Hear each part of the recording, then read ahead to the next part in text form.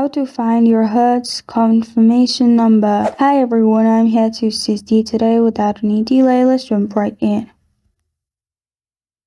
First, open Hertz customer support page.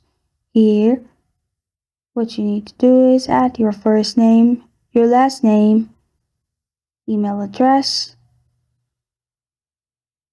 number, and then type of question.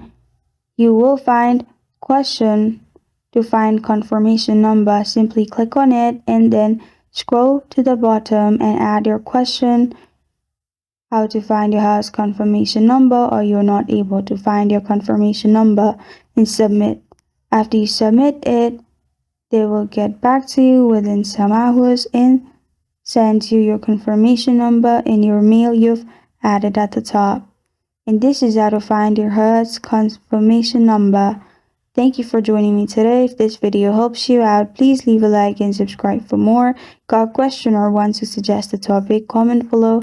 Thank you for watching.